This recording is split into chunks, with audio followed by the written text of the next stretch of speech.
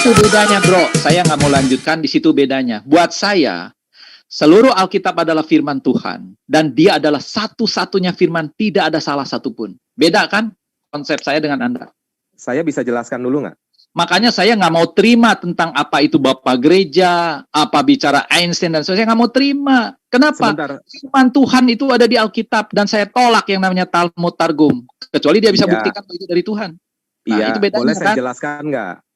Boleh saya jelaskan nggak? Tapi dasarnya udah beda ya, susah kalau begitu. Gini, saya bukan mau nolak mentah-mentah bukan firman Tuhan, bukan begitu. Saya harus jelaskan dulu. Karena di dalam Alkitab, enggak, penjelasannya begini.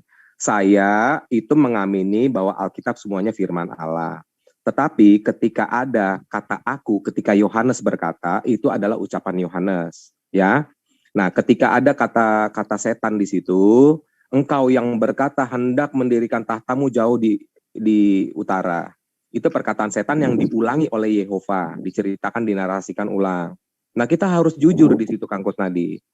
Karena saya berhadapan dengan Kristen-Kristen liberal loh. Ya, saya jujur di sini. Gitu. Ya. Itu harus lihat bentuk kata ganti ketiga tunggal, bentuk kata ketiga jamak, bentuk kata pertama, kata ganti orang pertama, itu semua ada. Kita nggak boleh kabur.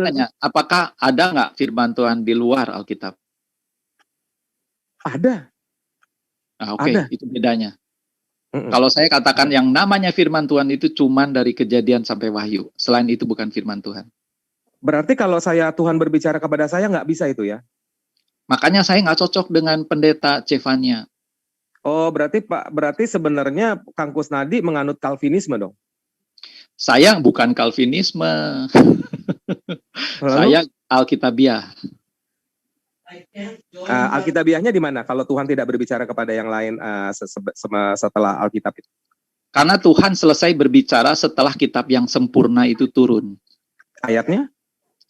1 Korintus 13 ayat 10 ya. 1 Korintus 13 ayat 10. 13 ayat 10. Saya bacakan ya. Tetapi jika yang sempurna tiba, maka yang tidak sempurna itu akan lenyap. Ya. Betul. Betul. Tentang kasih. Konteksnya apa? Kasih. Konteksnya apa di situ, Kang Kusnadi?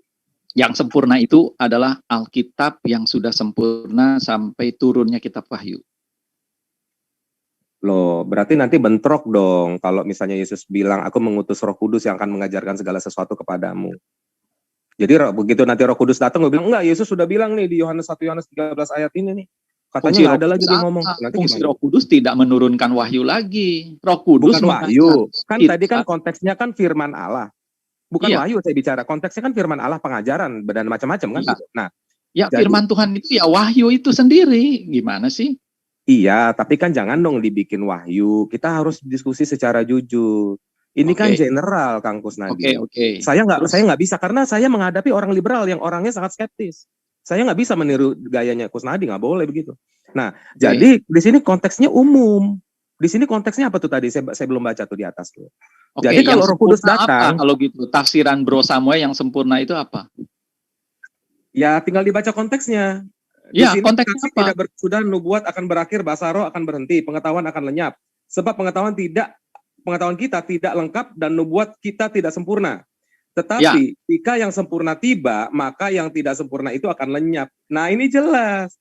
Jadi ketika seseorang menyatakan, misalnya nih, subjektif ya, ngaku-ngaku nih, si marganya, Jerry Tambunan gitu. Gue didatangi Roh Kudus. Katanya, dia pernah menubuatkan sama gue, nanti tanggal 3 akan terjadi, air menjadi susu coklat, kan gitu. Nah, tapi ternyata nggak terjadi. Berarti dia mengaku-ngaku, tidak sempurna karena ternyata bukan Roh Kudus yang berbicara kepada dia. Itu aja. Ini soal nubuatan. Di situ. Dan semuanya bukan soal nubuatan, kasih dan macam-macam ini. Konteksnya bukan cuma wahyu, pengajaran juga. Gitu. Karena di ayat Alkitab lain berkata, pada saat itu teruna-terunaku akan bernubuat. Orang-orang tua akan bla bla bla bla. Kan begitu. Berarti Tuhan masih bekerja. Yesus bilang, hari ini aku bekerja, lusa aku bekerja, setelah itu aku beristirahat. Terus Yesus bekerja sampai sekarang ini. Datang kepada yang tidak sempurna itu apa? Yang tidak sempurna itu adalah segala sesuatu yang diklaim dari roh atau dia bilang ini ajaran benar tetapi tidak benar. Misalnya contohnya nubuatan, dia menerima nubuatan, bahkan dia klaim dia dari Roh Kudus, ternyata tidak terjadi. Maka kata Yesus, kepada mereka janganlah engkau gentar, kepada nabi-nabi palsu. Maka cek kata-kata nubuatannya terjadi nggak? Kan begitu. Simple kan itu. Jelaskan di situ, dikatakan yang tidak sempurna itu adalah wahyu-wahyu sebelumnya yang tidak sempurna. Seperti Bukan. bahasa roh, nubuatan, itu ada ayat sebelumnya dikatakan. Bahasa roh akan berhenti, pengetahuan akan lenyap, dan sebagainya. Oh, enggak. Bukan. Kasih Bukan. tidak berkesudahan. Dengar ya. Ayat 8. Kasih tidak berkesudahan. Ya, Ya. jadi kalau misalnya Kang Kusnadi bilang di situ sudah, berarti nggak bentrok dong. Kasih tidak berkesudahan. Nubuat akan berakhir. Apakah nubuat berakhir di saat itu? Tidak dijelaskan. Kecuali ayatnya bunyinya gini, nubuat akan berakhir setelah aku terangkat ke surga misalnya. Nah, terus bahasa roh akan berhenti. Nah, kecuali dikatakan bahasa roh akan berhenti ketika aku naik ke surga. Itu nggak ada penjelasannya begitu. Pengetahuan akan lenyap.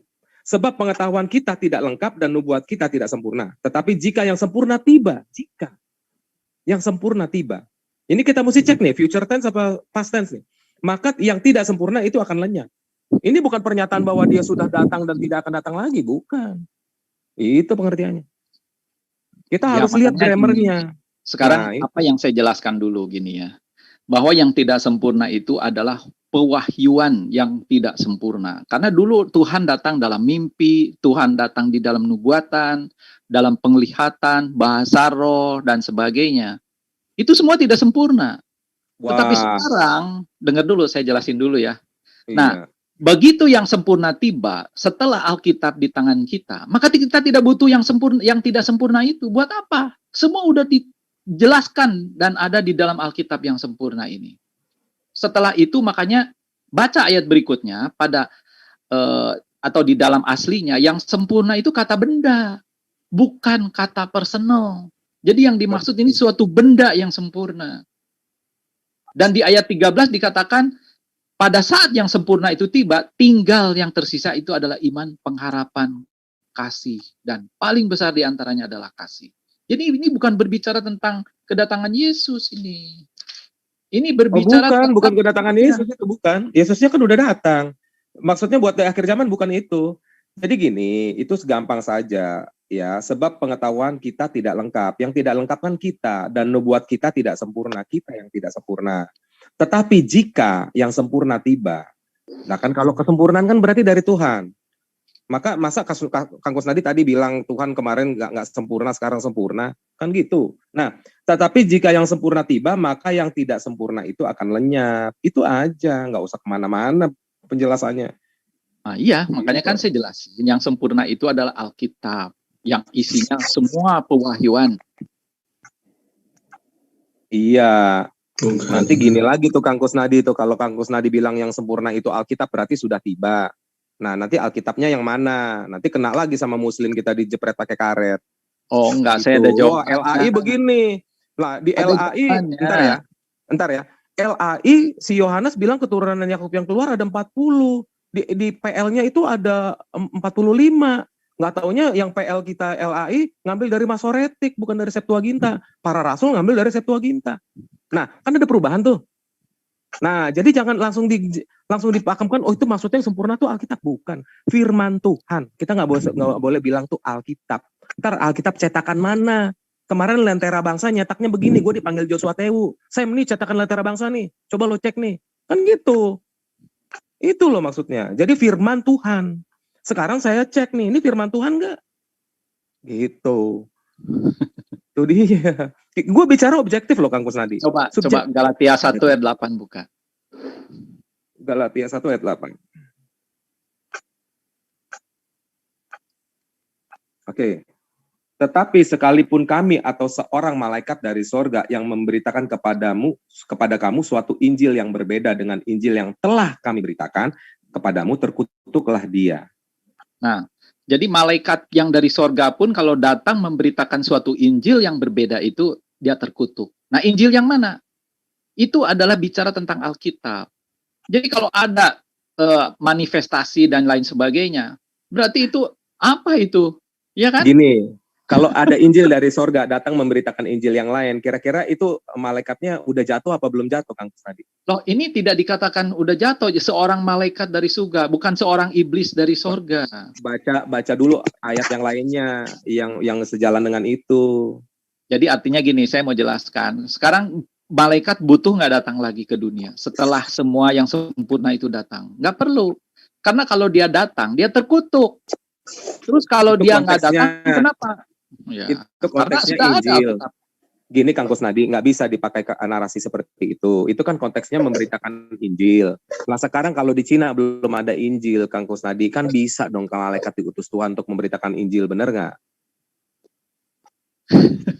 Kan di situ kalau kan gini, tetapi sekalipun kami atau seorang malaikat dari surga memberitakan kepada kamu suatu Injil yang berbeda, gini ya, konsekuensi dari logika dari ayat ini, logika bahasanya.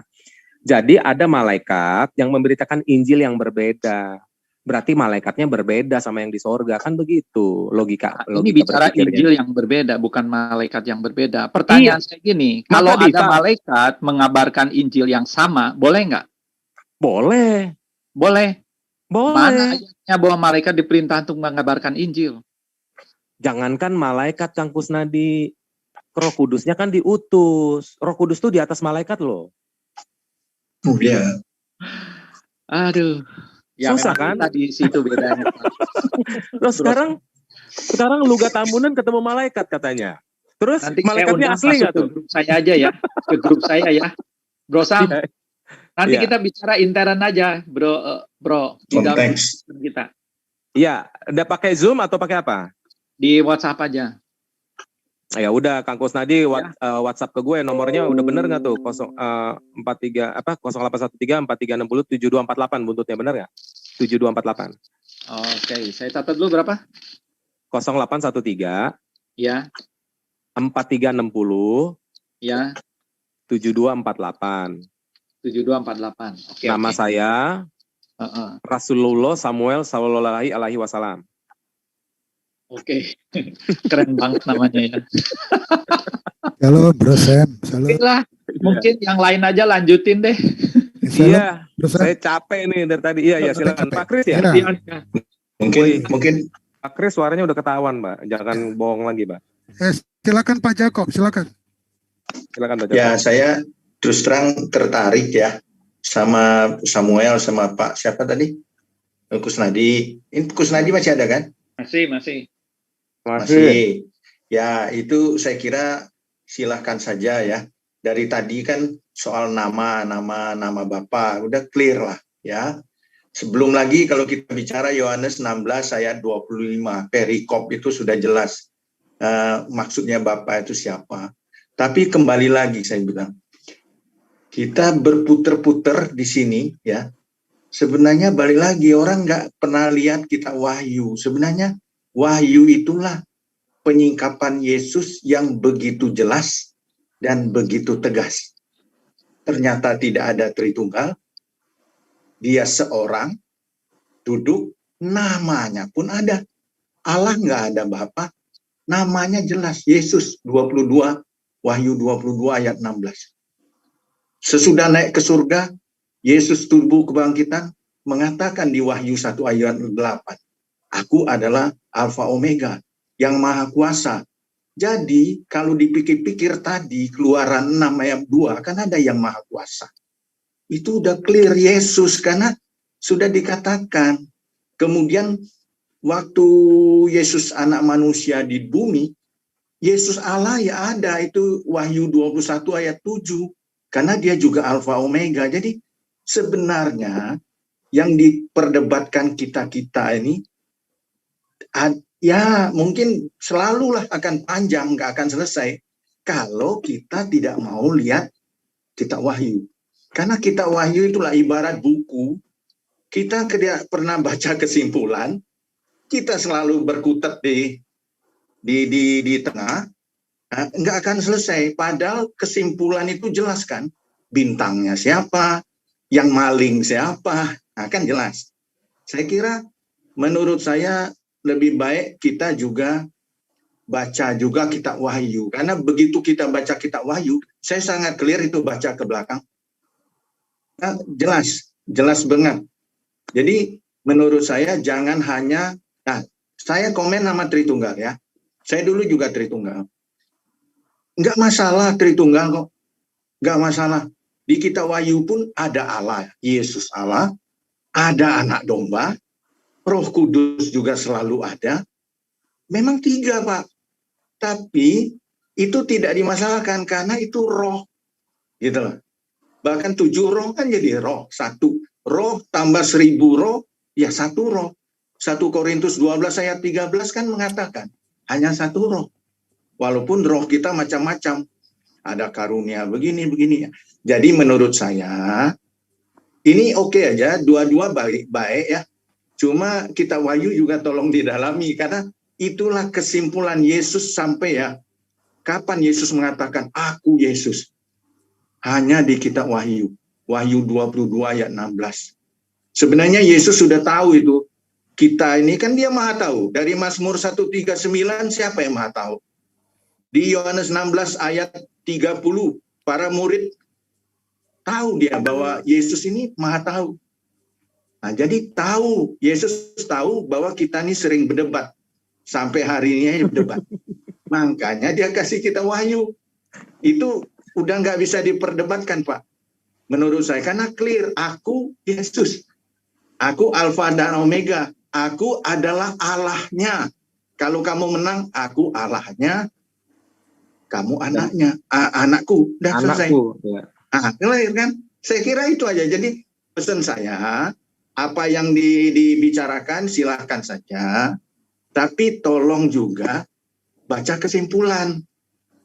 Kalau nggak ada kesimpulan sama juga kita buku Agatha Christie aja bingung, Pak. Kalau nggak baca kesimpulan. Nah itu aja dari saya, itu aja. Sebentar Pak Jakob. Ya. Ntar dulu nih Pak Jakob nih, saya mau Ya. intermezzo nih. Pak Jakob ini cara memandangnya bukan dari cara pandang reform Pak. Jadi sorry saya tolak Pak. Ya. Oh begitu. Oh. Bukan cara pandang reform. Bapak bukan cara pandang reform, jadi saya tolak gitu. Itu Oke. itu intermezzo aja. Ya. Oh, Udah, intermezzo. lanjut. Jadi kalau saya perhatikan benar kita Wahyu, Pak. Benar. Ya.